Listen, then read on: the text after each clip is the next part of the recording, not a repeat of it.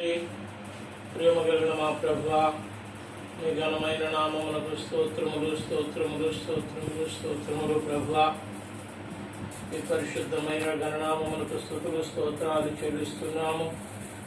మీ మహాకృపా కనికరును బట్టి, మిక్కిలి ప్రేమను బట్టి ఇదిగో ప్రభువా, ఈ పరిశుద్ధ ఘనముని సన్నిధిలో మేము నిన్ను స్తుతించి ఆరాధించుటకు మీరు ఇచ్చిన అవకాశం కొరకు స్తోత్రాలు. ఈ ఏర్పాటును మీరు ఆశీర్వదించి మాకు ఇచ్చినందుకు నీకు స్తోత్రాలు. జనమును తోడలేని వారు మాకు ఎంతో మంది ఉన్నారు లోకంలో. మాకైతే ఇట్టి కృపను మాకు ఇచ్చి నీ ఎడల మేము నాయన భయభక్తులు కలిగి నీ సన్నిధిలో కనపడి నిన్ను ఆరాధించు వారముగా ఉండటకు సజీవులుగా మమ్మల్ని ఉంచినందుకు నీకు స్తోత్రాలు. అపాయకరమైన కాలంలో లోకములో సంభవించి తెగుల రూపముగా మనుషులను వెంటాడుచుండగా మా ప్రాణ శరీరాత్మలను మమ్మల్ని ప్రభువా మీకు ప్రేమగా ఉంచి మమ్మల్ని కాపాడుతున్నందుకు మీకు వందనాలు చెల్లిస్తున్నాం. ఏర్పాటు దినము మేమందరం నిన్ను స్తుతించి ఆరాధించి నాయనా నీ యందు భయభక్తులు కలిగినది నాయనా నీలో మేము మా ప్రభువా నిలిచి ఫలించు వారమై నీ కృపలో కాపుదలలో భద్రపరచబడి నిత్యమని యందు ఆనందించు వారమైనట్లు సిద్ధపరచమని ప్రభా ఈ ఆరాధనలో పాల్గొని నేను మహిమపరచు వారందరిని ఆశీర్వదించమని ప్రభా నీ యొక్క ప్రసన్నత చూసే వారము మమ్మల్ని సిద్ధపరచమని యేసు పరిశుద్ధ నామముని మనం అడిగి వేడుకొనుచున్నాము తండ్రి. ఆమేన్.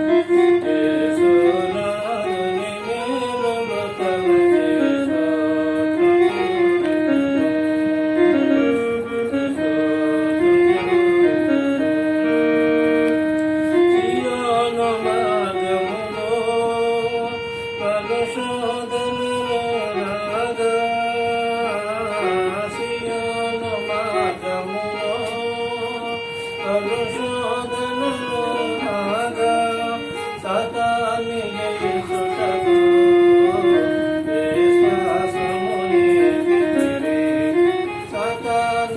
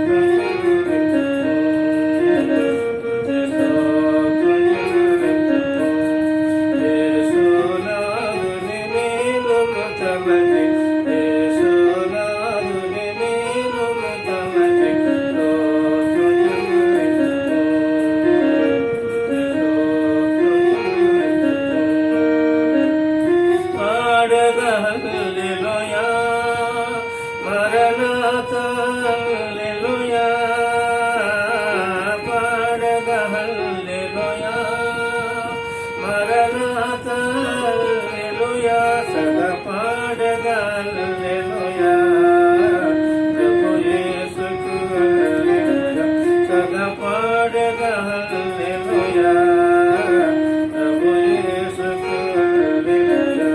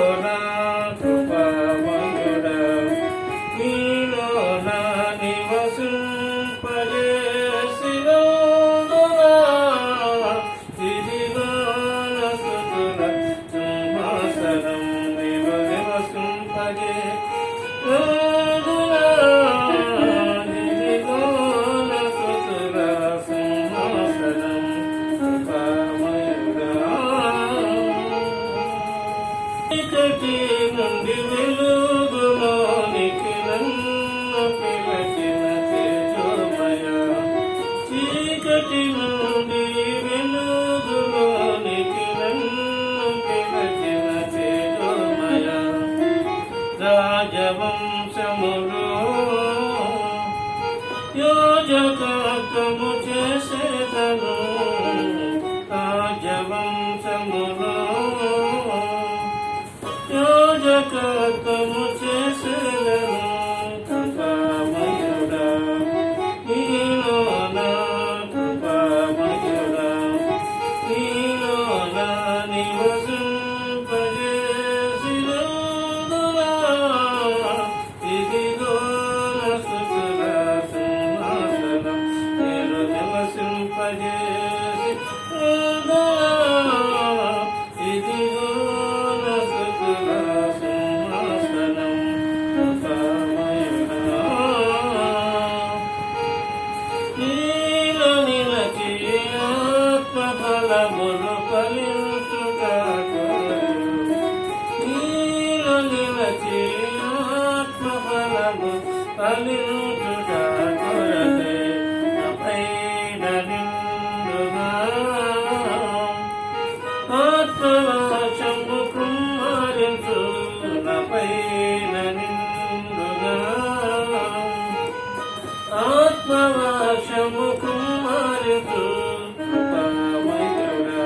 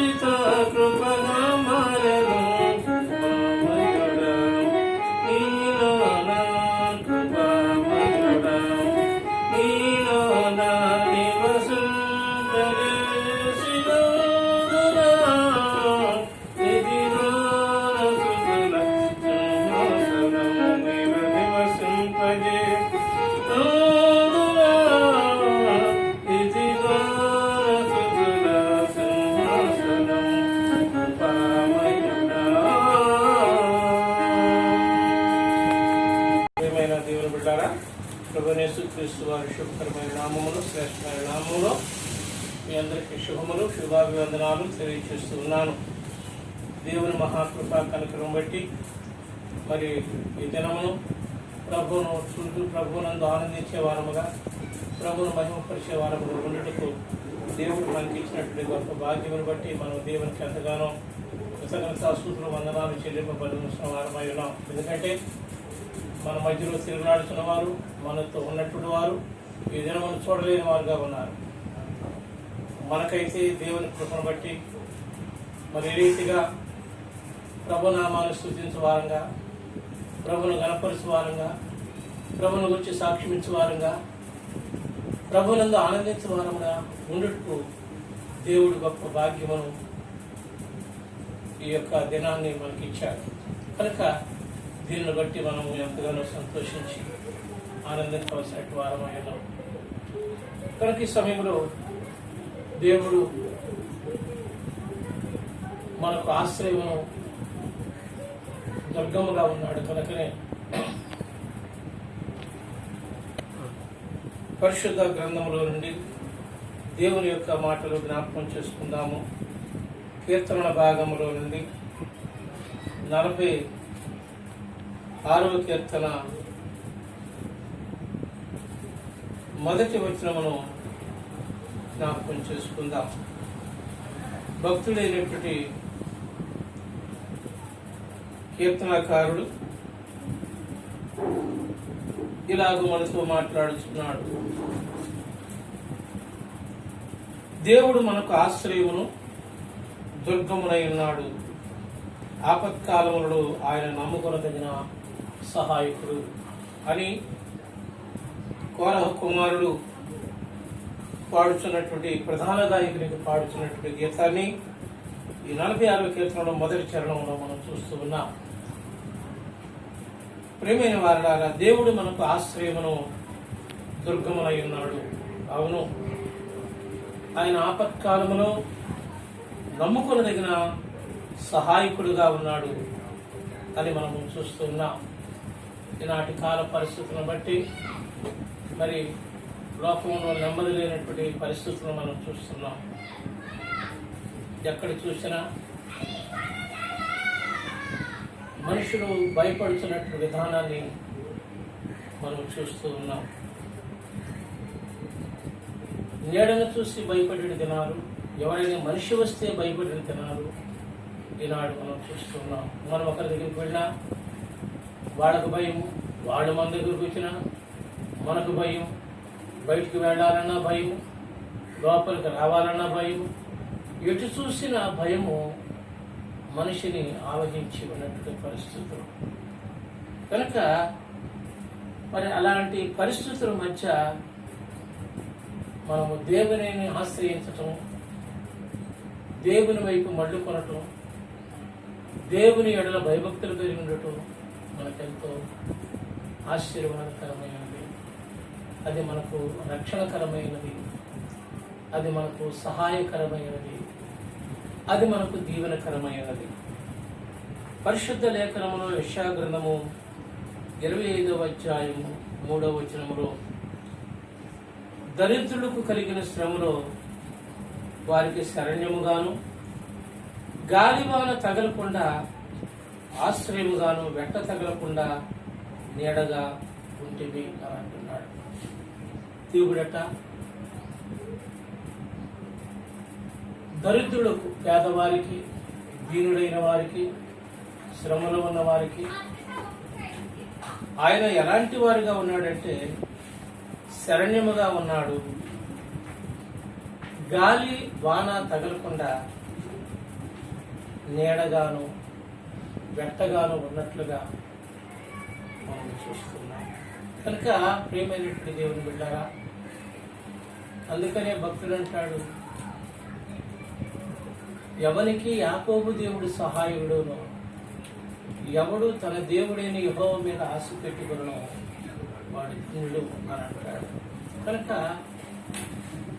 దేవుడు మనకు ఆశ్చర్యముగా ఉన్నప్పుడు దేని గురించి భయపడవలసినట్టు పని మనకు లేదు. ఏ పరిస్థితుల్లో ఉన్నా ఎలాంటి స్థితిగతులు మనకు ఎదురైనా మనం భయపడవలసినట్టు అవసరం లేదు, భయపడవలసినటువంటి పని మనకి లేదు. కారణం ఏంటంటే మన ఆశ్రయము దుర్గముగా ఆయన మనకు ఉన్నాడు. పరిశుద్ధ లేఖనములో నిర్గమకాండము 33వ అధ్యాయము 22వ వచనములో ఎలాగో తెలియజేస్తున్నాడు. నిర్గమకాండము 33వ అధ్యాయము 22వ వచనములో దేవుడు తన భక్తుడైనటువంటి మోషేతో ఎలాగ మాట్లాడుచున్నాడు.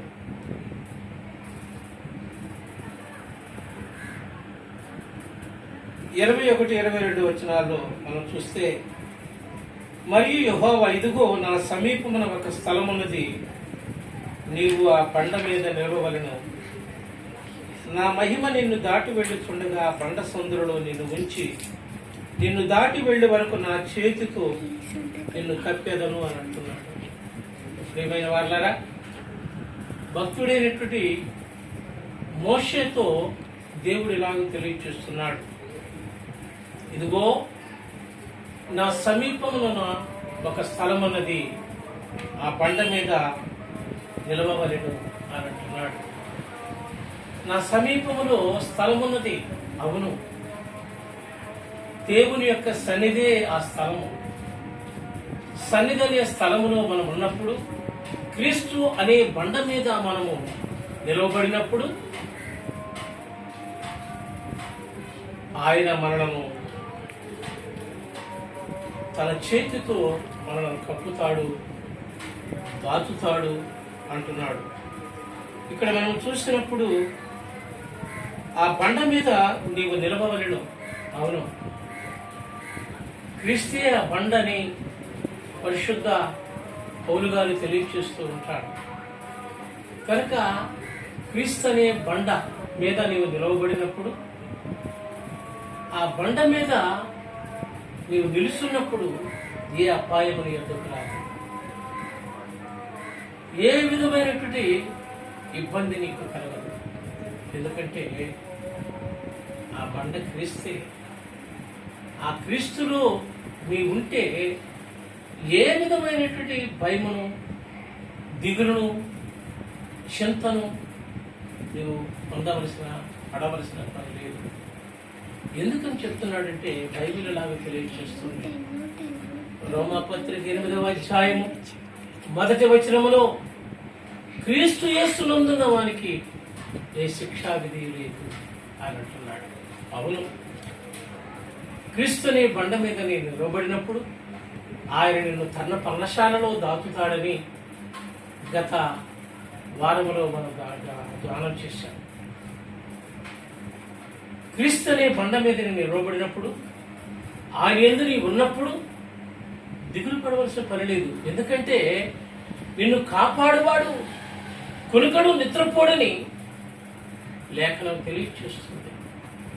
క్రీస్తులో నీవు ఉన్నప్పుడు, క్రీస్తు యేసునందు నీవు ముద్రించబడినప్పుడు ఏ భయము నీ యొద్దకు రాదు. ప్రియమైన దేవుని బిడ్డలారా, ఇలాంటి మరణకరమైన పరిస్థితులు మనకు సంభవించినప్పుడు క్రీస్తే మనకు శరణ్యముగా, మనకు ఆశ్రయముగాను ఉన్నప్పుడు దేని గురించి చింతపడవలసిన, దేని గురించి, ఎవరి గురించి, ఏ పరిస్థితుల గురించి భయపడవలసినటువంటి పని మనకు రాదు, లేదు. ఎందుకంటే ఇలాగ తెలియచేస్తున్నాడు. యెషయా గ్రంథము 51వ అధ్యాయము 16వ వచనము, నా చేతి నీడలో నిన్ను కప్పి ఉన్నాను అని అంటున్నాడు. నా చేతి నీడలో నిన్ను నేను కప్పుతున్నాను అని అంటున్నాడు. కనుక నువ్వు బయటికి వెళ్ళినప్పుడు, లోపలికి వచ్చినప్పుడు దీవించబడదు. ఇశ్రాయేలును కాపాడువాడు కునుకడు నిద్రపోడు. ఆయనను ఏ పరిస్థితులకు కూడా నిన్ను అప్పగించడు. కనుక దిగులు పడవలసిన పని లేదు. కనుక క్రీస్తులో ఉన్నప్పుడు వాడు దేని గురించి దిగులు పడడం. క్రీస్తు యేసులో ఉన్నవాడు దేని గురించి భయపడ్డు. ఈనాడు భయపడుతున్నావంటే, భయము నీలో ఉన్నదంటే క్రీస్తు నీలో లేడని అర్థం. 365 సార్లు పరిశుద్ధ గ్రంథములో భయపడుకుడి అని దేవుడు రాయించి ఉన్నాడు. చూడండి,